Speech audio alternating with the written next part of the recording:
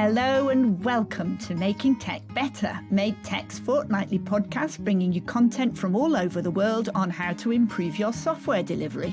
My name is Clare Sudbery, my pronouns are she and her, and I am a lead engineer at Made Tech.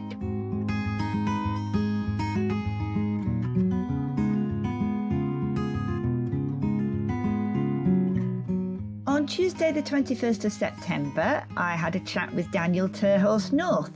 Daniel is an independent consultant who writes, speaks and does software development. We first met when he spoke at Agile Manchester in 2016, and he remains one of my favourite conference speakers. If you can get to hear him speak, I would absolutely recommend it. Anyway, Daniel has really interesting views on testing and what it actually is. So I was delighted for the opportunity to talk to him about just that.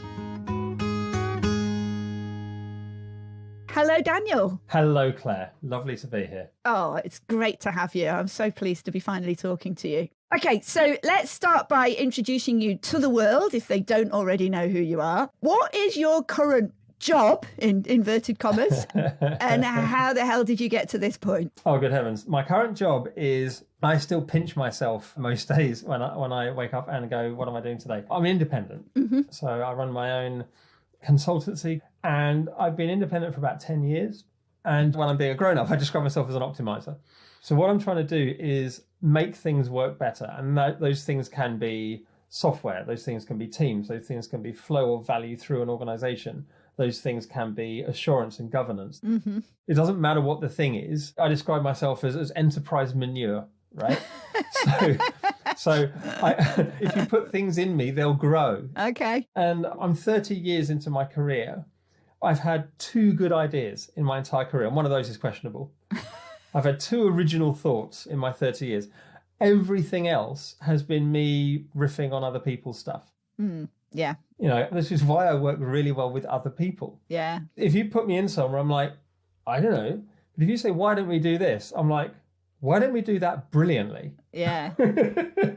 You know? And so it's about how do you take the idea and iterate on the idea and riff on the idea and make it into something really special. Brilliant. Okay, so what we're going to talk about is testing. And I originally wrote down a question for you, which is, why is software testing important? But since I wrote that question down, I went off and read your article, We Need to Talk About Testing. Mm-hmm. And I decided that a better question to start with, based on your article, is what is testing? So this is interesting. That article took me from the point when I decided what the title was, it took me 3 years to publish. So it took me 2 years and 8 months of procrastination. And honestly, and fear. Like, I put a lot out there when I wrote, just a bit of context for folks who haven't read this article, because I'm assuming not everyone's read my stuff. I wrote an article recently called We Need to Talk About Testing. And to give you an idea of its arc, the working title was The Great Agile Testing Swindle. Okay. And what it seemed to me, and I'm talking as a programmer who's been around since the very beginnings of Agile. So the way I describe it is, I wasn't a contributor to the Agile Manifesto. I was a very early consumer.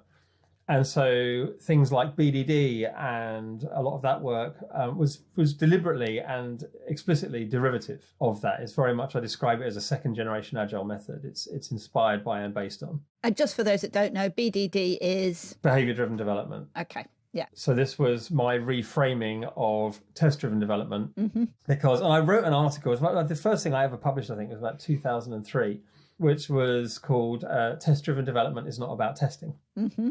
And I was trying to explain that it was a design method that had a bad name. Yeah. And that line of thinking led me to, what if I reframed what TDD is, which I now call example guided design. So it's a design method that uses examples as guides. So example guided design is exactly correct. Behavior driven was a better intermediary name, but still wrong. Was that one of your 2 original ideas? I'd say BDD was an original idea, but again, it's a reframing, right? Yeah. It's original work, if you like, but it's very much derivative. Mm-hmm. So that's one of what I consider my two actual ideas. Nowadays, I think of the canonical name as example guided design. And that comes from Nat Price and Steve Freeman's wonderful book, Growing Object-Oriented Systems, whose subtitle is Guided by Tests. And that word guided, I was like, right, because when you're writing software, whether it's commercial software, internal enterprise software, whatever it is, the thing that drives it is customer need, business need. right? So you're using tests or examples or whatever to guide what you're building. But the thing that's driving it is need. If the need wasn't there, you wouldn't be building anything. So the word driven is wrong. Yeah. So this gets us to the definition of test then. What is a test? Well, now, this I really noodled on. And it was one of these boiling frog things. One of the things I noticed over a long period of time is that the testers I knew were becoming kind of more and more homogenized. And they were falling into this almost like a presupposition that you're an automation tester and you write automated tests, or you're a manual tester, which is somehow either less or more depending on which camp you're in, but a manual tester who just kind of cranks a handle and, button presser, or a manual tester who is an exploratory tester and they go and they come up with new ingenious ways to break things. But it just seemed like a really odd dichotomy to me, manual versus automated. And then I had this epiphany, and this was in probably 2016 or something. And the epiphany was is that all of that language comes from programmers. Yeah. And I'm a programmer, I'm a career programmer. If you ask a programmer about X, they will immediately think, which parts of X can I replace with software? And which parts I can't, right? Yeah. And so testing, if you ask a programmer generally what testing is, it's an activity probably to find bugs, or there's a bunch of different definitions. There's a class I teach called Testing Faster. One of the things I do early on in the class is I get maybe 20, 30 people. I say, right, tell me what's the purpose of testing? And you get, as always, like 20, 30 different answers. And amazing to what some people think testing is about. And often you get the kind of the very honest, candid to tick a box. Yeah. Because we have to have done testing, because it's in our process, whatever. So I came up with a working definition of what I thought was the purpose of testing. And this was the thing, is that I looked around and all of the testing training I could find, and even the testing literature, was typically about various testing habits and tools and techniques and ways of testing. And no one was talking about why they were doing it. Right. Yeah. Right. There was no we're doing this because we test because. Uh-huh. Right. So I came up with, and this is one of these very small phrases that's had a lot of thought go into it. And I started trying this out with testers. Well, I'm not going to ask programmers, I'm going to ask testers whether this lands. And the phrase is this: the goal of testing is to increase confidence for stakeholders through evidence. Fantastic. Yeah. So the first part of that is stakeholders. Right? I'm not doing this for me, I'm doing this for other people. So I think of testing like writing. You write for an audience. If you don't identify your audience, stop writing. Yeah. Or if you're giving a talk, right? If you don't know who's going to be listening, stop writing your talk. Decide who the audience is. Decide when you're writing or doing a talk or something, what behavior change you're looking for. What outcome do you want? What do you want to be different once you've done this thing? So a really good working definition of quality is, what is it those stakeholders care about? So let's say one of your stakeholders is compliance, right? Quality for them is it okay to do this? Is it okay for this transaction to happen? Is it okay for these counterparties to know about each other? Is it okay for that medical information to be available in this system? Whatever those rules are, that's their definition of quality. And we tend to, when we're thinking about testing, we tend to just think along the one axis of functional correctness. Did the answers come out right? Mm-hmm. But if it's functionally correct and it's breaking the law, yeah, you probably shouldn't ship it, right? Yeah. So stakeholders immediately tells you what they care about, what keeps them up at night. And I'm sure there are much more formal definitions of quality, but that's my one. It's the thing that stakeholder cares about.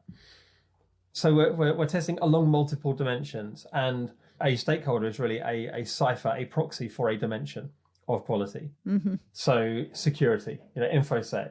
And again, secure isn't a binary thing or a scale. It's not like, is this more or less secure?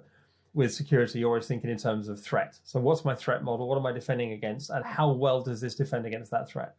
And I didn't know that until I started hanging out with security people. Security people talk about threat models and attack surface areas and all of that, rather than, secure being a dial that goes from empty to full. Yeah. That's not how security works. Yeah. And if you're testing, you're making sure that your software, that your product is secure, that it is compliant, that it is predictable, accessible, observable. So that what you're doing with the testing is you're providing evidence to the stakeholders that care about different aspects that you are providing that quality in whichever sphere it is. That's what you mean by testing. Right, and this is it. And the first part is slightly incorrect in that phrase, by the way.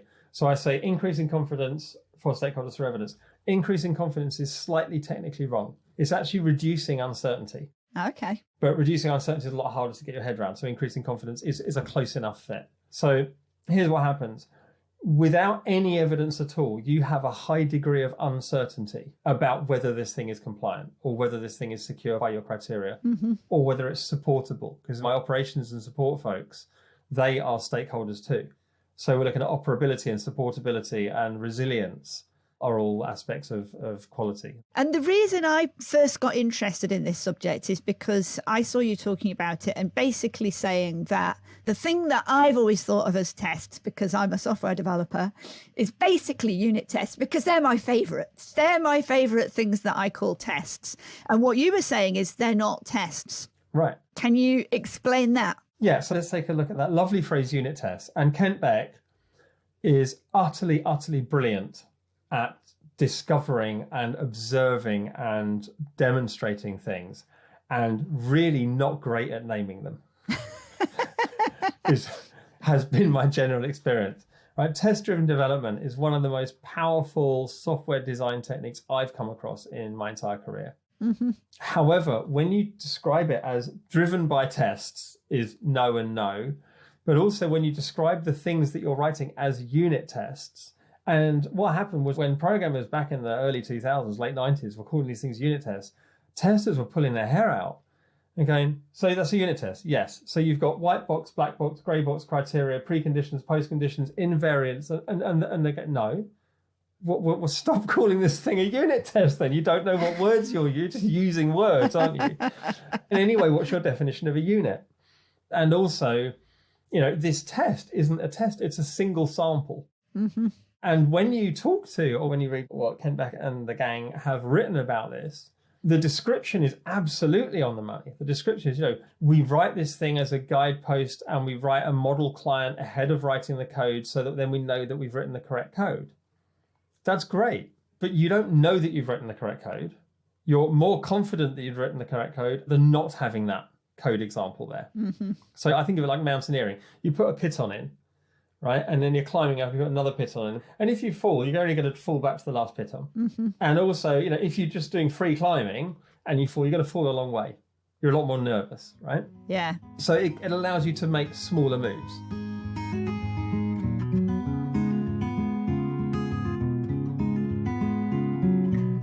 While I've got your attention, let me tell you a bit about Made Tech.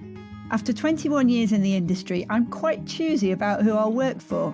Made Tech are software delivery experts with high technical standards. We work almost exclusively with the public sector. We have an open source employee handbook on GitHub, which I love. We have unlimited annual leave. But what I love most about Made Tech is the people.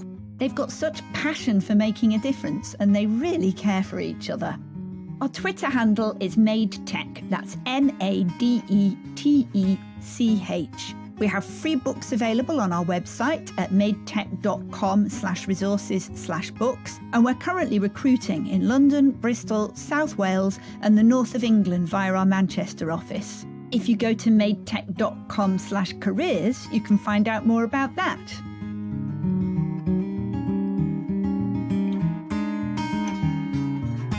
Before we return to the interview, just a quick reminder that before the break, we were talking about the title test-driven development and how Daniel has come up with a much more descriptive name for that, which is example-guided design. So with this new definition of testing and this new awareness that actually what people are thinking of as tests are really examples that are helping to guide their design, what impact does all of this have on the role of tester? The idea there is somebody whose job it is to test.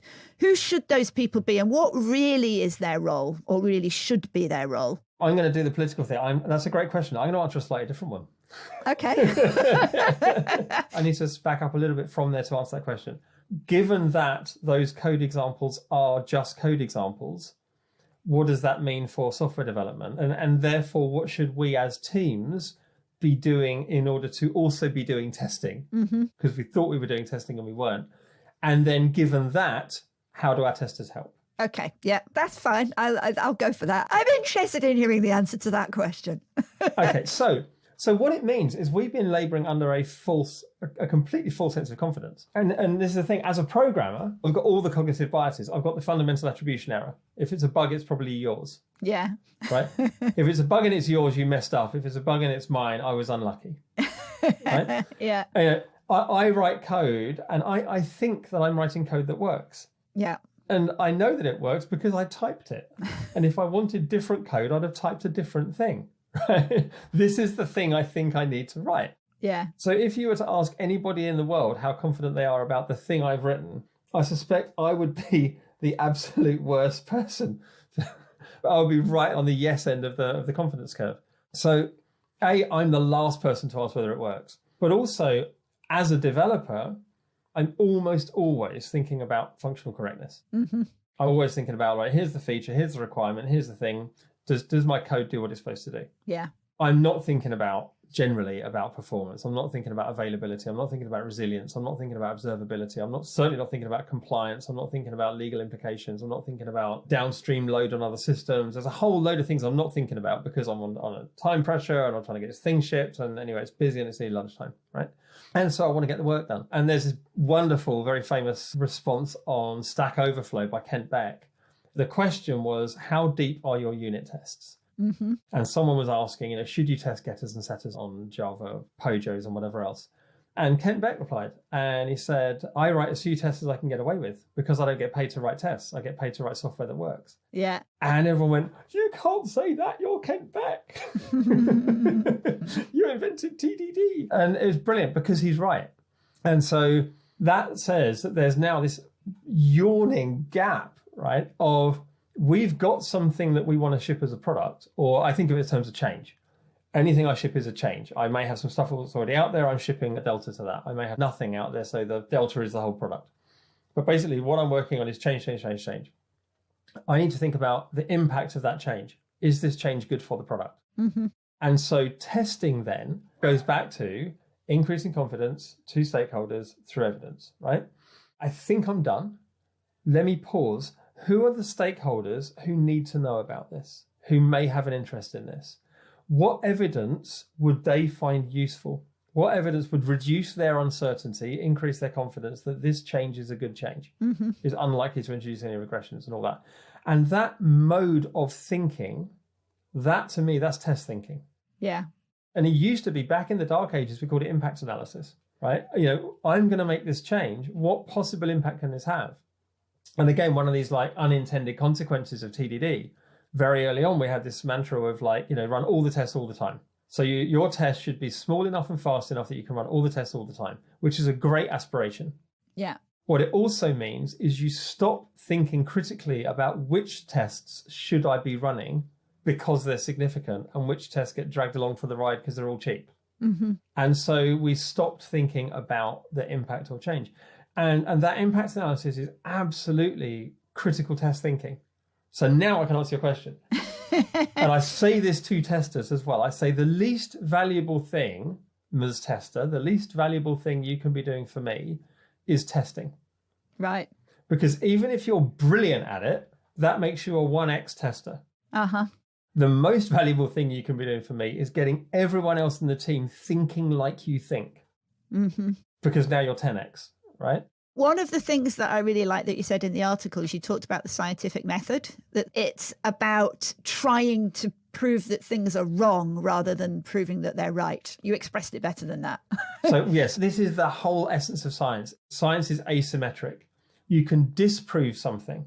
You can falsify something. You can't prove something. Mm-hmm. And so Newtonian physics was correct for 3-4 centuries, right?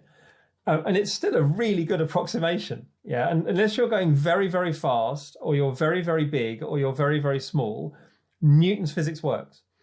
And then Einstein came along and said, well, not quite. I said, well, what do you mean not quite? I can give you some examples where Newton's physics breaks down and my thing doesn't. And everyone went, ooh. And that was 1905. That was specific relativity. And then 1915, general relativity. And they all went, ooh, again, because now we've kind of got gravity in there as well. Mm-hmm. Yeah. And Einstein turned physics on its head. And then quantum physics came along and said, when things are really, really small, they don't act like you think. And even Einstein said, that's nonsense. Yeah. I mean, my stuff's pretty wacky, but that's nonsense, right? He never really bought the whole quantum thing. So what we're trying to do is falsify the hypothesis. And in terms of testing, we're trying to prove that things don't work. Yes. And the way I describe it is a good tester comes up with increasingly ingenious ways of failing to disprove their hypothesis. Okay. Right? Yeah. And the more ingeniously you fail to disprove it, the more confident I am in that thing. Fantastic. Brilliant. I love it. I think we've covered what I wanted to cover, which is wonderful, because we are now out of time for talking about that. And I'm just going to go to the questions that I ask everybody. And there's one that I normally start with, but I forgot. So I'm going to do it now. Who in this industry are you inspired by? I've been in this industry quite a long time, so I've been inspired by a lot of people during that time. I'm going to stretch in this industry because I think there's a lot of people outside this industry that I find enormously inspiring. Recently, I'm going to go backwards chronologically. Professor Amy Edmondson absolutely blows my mind. Psychological safety is one of these things where, because both of those words are familiar words, you think you know what it means. You don't. Right?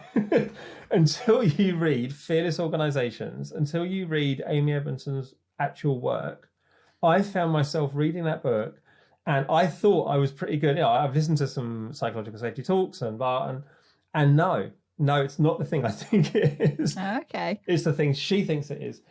And the thing she thinks it is was so subtle.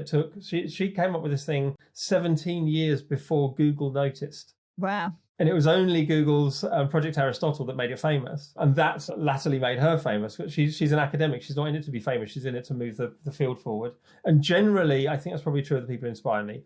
Nicole Forsgren, another one. Dr. Nicole, right? Yeah, she's great. Massive brain, totally grounded human being. And she brought this academic rigor into our scrappy little world of software. Yeah. And I have enormous regard for people who do that because I don't. Right, I am Mr. Anecdator, right? I've got lots and lots of examples of things, and sometimes people find those things useful. Mm-hmm. But I'm never going to claim to have solved stuff. Whereas someone like, Nicole or Amy has the tenacity to say, I am going to go and do the legwork. I am going to demonstrate that this thing is a thing. Mm-hmm. And before them, Virginia Satir, she was the first family therapist. Ah. So before her, you had child psychologists. You take a broken child to the child psychologist and they fix them and send them home. Yeah. And Virginia Satir said, well no, I need to work with the family. And, the parents are going, don't be silly. Send Tristan home when he's fixed. And she said, no, she said, you don't understand. The child's behavior is a presenting symptom of the system of the family. It's like trying to fix an exhaust pipe. Yeah. Really important. Right? If there's smoke coming out, you need to look at the car. Yeah. And so she would work with families as a system. So she was one of the great systems thinkers. She didn't call herself a systems thinker. She called herself a family therapist. And people like that with the tenacity and the rigor and the discipline to codify what they do. Mm-hmm. Oh, my goodness. And in a much less disciplined way, but still enormously structured way, Andy Hunt and Dave Thomas, the pragmatic programmer, is one of those books I go back to every couple of years because there is just so much good advice. Again, distilled wisdom, and it's timeless. And so, yeah, I get inspired a lot. There are certain things that have genuinely changed how I see myself and how I see the world. One other good example would be The Goal, Ellie Goldratt. Yeah. It completely changed how I see business, man. That's a big thing to suddenly have twist in your brain. Like, I thought I got this. No, completely wrong. That's awkward. Oh, well, at least I know now. I know better. Oh, wonderful. Thank you. Okay, the next question, and I realise that I don't always explain to people why I'm asking this. It's a little game. So I'm going to ask you to tell me one thing about you that's true and one thing that's untrue. And then we won't tell the audience which is the true one and which is the untrue one. And then they have to guess. But they'll only get the answer if they subscribe to the newsletter because we're mean like that. I was just thinking about this. This may be in the form of a confession. So I'm going to tell you two things about me. One of them is true and one of them is untrue. I'm not going to tell you which is which. Okay. The first thing is this. I am a member of the Magic Circle. Wow. I want that one to be the true one. Okay, what's the next one? The second thing I'm going to tell you is this. I have told people that I am a member of the Magic Circle. Oh, Whoa, hang on a minute. That's messing with my brain. So it could be that you are, but you haven't told anybody. Or it could be that you have told people that you are, but actually you're not. Okay, yeah, right. Wait a minute. Well, I mean, you've already told me that you are. So, I mean... No, I told you that I told people. Okay. Oh, no, but before that, I did tell you. Oh, man, I love a paradox.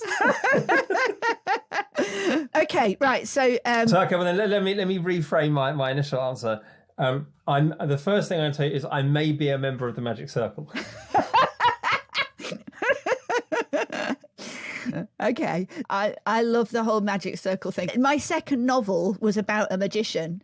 And while I was researching it, I got in touch with Paul Zenon, who is a magician based in Blackpool. And he invited me over to Blackpool and took me to see lots of secret things that only people in the magic circle know about. It was like, oh, it was fantastic. Nice. Lots of fun. I just love the idea of the magic circle. And I like that they opened it up as well. It's not a boys' club. It used to be a boys' club. Now it's just a magician's club. Yes. And there's an inner circle. Mm-hmm. And that you cannot apply to join the inner circle. Yeah. You have to be elected. By the way, have you spoken to Liz Keogh about fantasy writing? I haven't actually. No, I didn't know. So she wrote a book. One of the characters in her book was all the pigeons in London. I love it already. That is fantastic. You should talk to Liz. I was listening to her the other day because I was listening to Randy Silver's podcast and I listened to her episode, which was about estimation and which I highly recommend. Okay, so last two things. What's the best thing that's happened to you in the last month or so? It can be either work-related or non-work related. I think it's not a specific thing. It's been a series of things, but it's the same thing a number of times. Okay. And that is one of the unintended benefits of working remote and being at home and things is I have a 3.5-year-old son who's utterly awesome. Oh. And just sometimes he's home and he just wants to go play. Yeah. And I can just pop out and spend 10 minutes running around like a mad thing on the trampoline. Oh. And we're squealing and jumping and making loads of noise and all that. And he's like, right, he's had his dose of daddy now. He's back to his toys.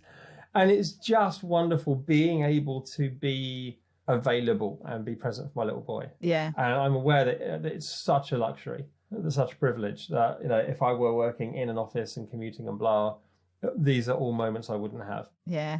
I love that. So that's just, and there's, I can't think of a specific one, but just there's that moment where there's that squeal. Yeah. And you are the cause of that squeal is just wonderful. I know. It's amazing. My youngest is 13 now, so I don't get to hang out with small children as much. And I watched a film last night, St. Francis, which is about a nanny working with a 6-year-old, I think, 5-year-old maybe. And it gave me that warm glow, just that wonderful feeling of being around young children. There's nothing like it. Obviously, he's at a developmental stage. Practically every day there's a new thing. Certainly every week there's a new thing. And he's putting together really quite complicated sentences. And you're like, how did you just do that? It was like a future conditional. What was going on? When we will have gone there and done that, I can do that. You're 3, stop it. Brilliant. Okay, last thing. Where can people find you? Do you have anything coming up that you'd like to plug? They can generally find me on Twitter. I mostly try to be nice. I lapse, but I mostly try to be nice. I'm at dannorth.net. I'm a very infrequent blogger. I'm doing quite a few talks at the moment. I spoke at Craft earlier in the year. I've got a go-to coming up, Jack's London. So obviously all of these are remote events. We're trying to get some more hybrid and things, but it won't be for a while. And on my newly minted website, which is now running on Hugo, a new static flat website, which is I'm very happy with, moved away from WordPress. I have a section there for upcoming talks, which I haven't populated, which I will go and populate hopefully this week with several upcoming events. Brilliant. Easy way to get hold of me is Twitter, or I'm on LinkedIn. I'm really bad at responding on LinkedIn, but yeah, I'm around. And on Twitter, you're Tastapod. Is it Tastapod or Tastapod? And what the hell is that word? It's Tastapod. It's Tastapod, and I think enough time has passed that I can talk about it now. No, so what it was, this is probably about 20 years ago. We were playing a game of made-up word Scrabble. Okay. Have you ever played made-up word Scrabble? I haven't, but I want to.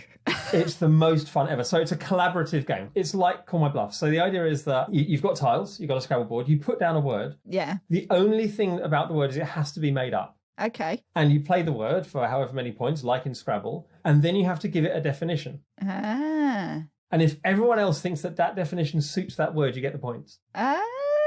Oh, I like it. I want to go and play it right now. Right, and of course the long game for made up word Scrabble is to get a word into like regular usage. Yeah. I mean, because Quidjibo is the obvious one. Do you know Quidjibo? No. So Quidjibo is a word played by Bart Simpson in The Simpsons, and he absolutely insists that it's a word. It's not a word, but it's such a great word, and it's also a great Scrabble word. I'm a big Scrabble fan. I play a lot of Scrabble, and I love to play, high-scoring words, and Quidjibo is great because it's got a K, which is 5 points, W is 4 points, J is 8 points, B is 3 points. It's got all of these amazing letters in it, so it's a great Scrabble word, and it's not real, but in our house it's real. We're allowed to play Quidjibo. No, I think you're allowed. And same with the famous episode where Bart describes he's being beaten up again, and he says he's just so pugnificent. That's a good word. Yeah. And then the caretaker says, don't be stupid, pugnificent's not a word. And the headmaster says, oh, come on, pugnificent's a perfectly cromulent word. Very good, very good. And so I've used cromulent in like business documents. I think this is a very cromulent approach. Very good. And I've just realised that there will be a small number of people out there who are like me and will now be completely fixated on how the hell do you spell Quidjibo. So just for the people who, like me, like to know how things are spelt, it's Kwyijibo. So there you go, Quidjibo. What is a Quidjibo? What is a Quidjibo? I would have to think about that. I never have. I was quite happy for it to simply be a word that existed in splendid isolation without having to have a meaning. It's just the word that you play in Scrabble. So the next time we speak, I want you to use Quidjibo in a perfectly cromulent sentence. I think it's quite likely to be a widget. Like, can you pass me the Quidjibo? Exactly, yeah. It also might specifically be a remote control for the telly. Ah, okay. So where's the PlayStation Quidjibo's gone missing again? Yeah. Okay. So this is now starting to work for me. So a tastapod it's an ironic word. Okay. And it is a small potted plant, either bought for or received from an elderly, typically female relative, often procured from a petrol station. So like a poinsettia at Christmas is like your canonical tastapod. Okay. And it's from taste, tasta. The first part is tasta, from same root as taste. And pod is a Middle English word for pot. Ah. So it's a tasteful pot, you see. So it's a tastapod. And so basically it's any small potted plant that you buy for or receive from an elderly relative. And did it originate in a game of... Yeah, I played it in made up word Scrabble. And the reason I started using it in real life is it has 8 letters. You can say it over the phone and it's spelt how it sounds, and it's great for domains. So I've got tastapod.com. Anytime I need to register somewhere, it says, what's your username? I just go tastapod, right? Because I made it up. So either it goes, sure, that's available, or it says, that's not available. And I go, well, that's probably me then. And I forgot that I registered. And I go, forgot password. And it goes, here you are. So that's why I'm Tastapod everywhere. I'm Tastapod on Twitter and all kinds of other places. Fantastic. Tastapod on GitHub. So there you go. I love it. My favourite was apial. Apial. So an apial is a little bit of hair that sticks up at the top. But when you brush your hair, it doesn't go in any of the directions. It just sticks up. That's your apial. Oh, that's good. I like that. Clay, you've got an apial. Oh, thanks.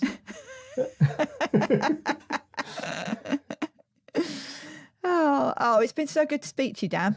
A real pleasure. Lovely to catch up. Thank you for coming on the podcast. Thanks for having me.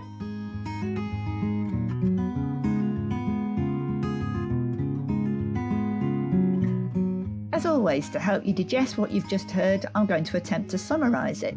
So early on in Daniel's career, he came up with the idea of behaviour-driven development, otherwise known as BDD. But he now prefers to talk about example-guided design, which is his preferred name for what used to be called test-driven development, or TDD. The idea of TDD being guided by tests goes all the way back to the famous book on TDD, often referred to as the Goose Book, based on the initial letters of the title words by Steve Freeman and Nat Price. But are they even tests? So Daniel's new definition of what testing is that its goal is to increase confidence for stakeholders through evidence. And it's really important that you start with the stakeholders. They know stuff you don't and might care about stuff you hadn't even thought of. And in fact, it's not even increasing confidence so much as reducing uncertainty. So unit tests are not tests so much as examples, hence replacing the term test-driven development with example-guided design. And if you rely purely on these examples to give you confidence in your system, you'll have a false sense of confidence. They tend to be about functional correctness, which is great, but you should also be thinking, who are the stakeholders? What is their interest? What evidence do they require? And that will lead you to think about performance, availability, resilience, observability, compliance, legal implications, downstream load on other systems. And don't just think about how fast your tests can run. Do impact analysis and use your testers to teach their testing mindset to the rest of the team. Use the scientific method to try and disprove the hypothesis that everything is okay. Okay, stick around for extra content.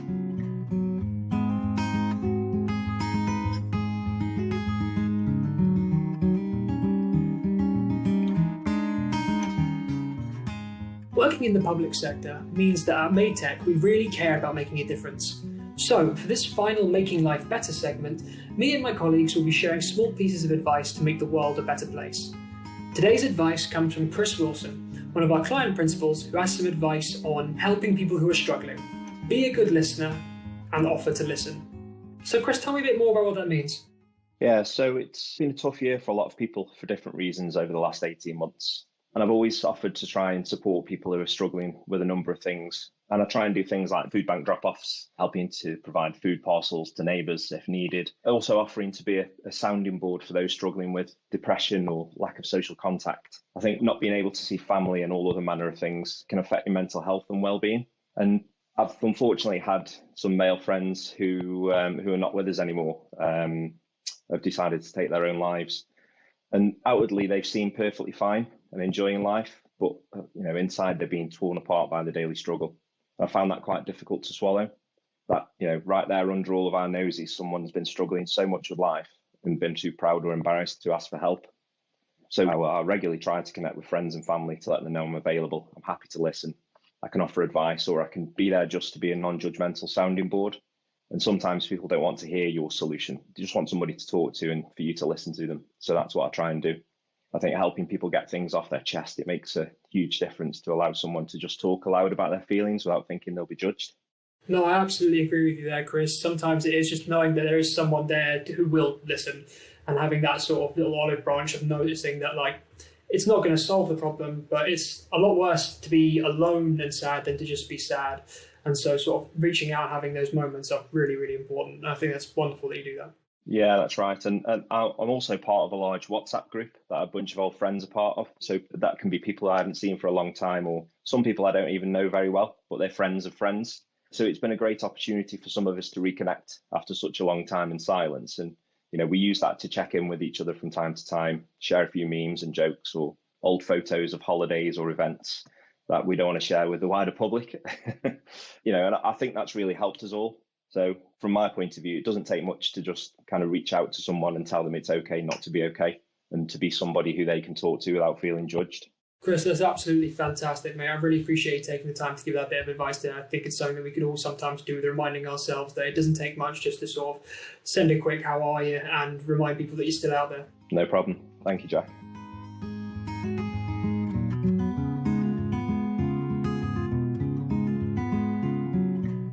Every other episode, this last short segment will be dedicated to Hack of the Month, where one of our colleagues, and in the future, our listeners too, will share a life or a work hack.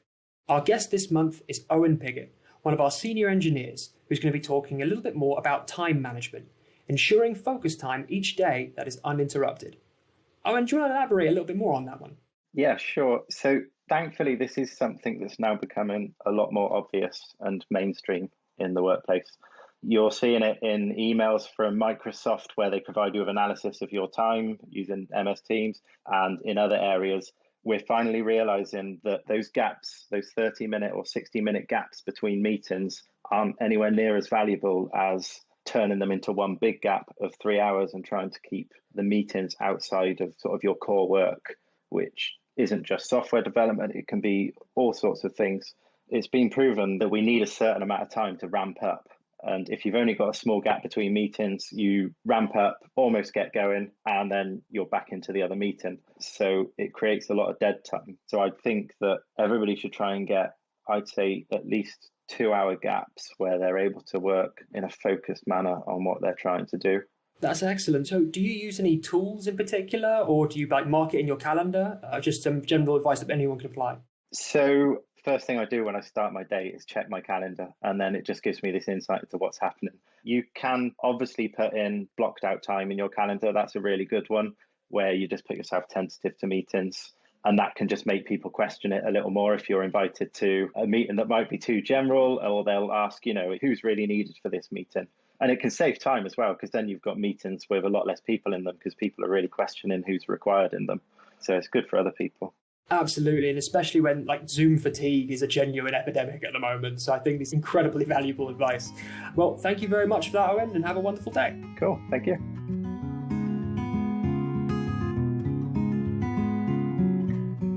And that's the end of another episode. If you're enjoying the podcast, please do leave us ratings and reviews, because it pushes us up the directories and makes it easier for other people to find us. Speaking of which, we've had 3 new reviews since the last time. Thank you to VG365, who finds the podcast easy to listen to and informative. Also, Cohen Study, who says, if you usually avoid corporate podcasts, it's worth making an exception for Made Tech's efforts, which is really nice to hear. And then somebody calling themselves I'm Not Drunk, You're Drunk says that the podcast is honest, genuine, and eye-opening. If you want to see those reviews in detail, you can go to the Apple Podcasts app. I've got a few talks coming up. You can see the details on my events page on Medium, which is linked to from my Twitter profile. And you can find that at Clare Sudbery, which is probably not spelt the way that you think. There's no I in Clare, and Sudbery is spelt E-R-Y at the end, the same as surgery or carvery. You can find Made Tech on Twitter at MADETECH, and do come and say hello. We're very interested to hear your feedback and any suggestions you have for any content for future episodes, or just to come and have a chat.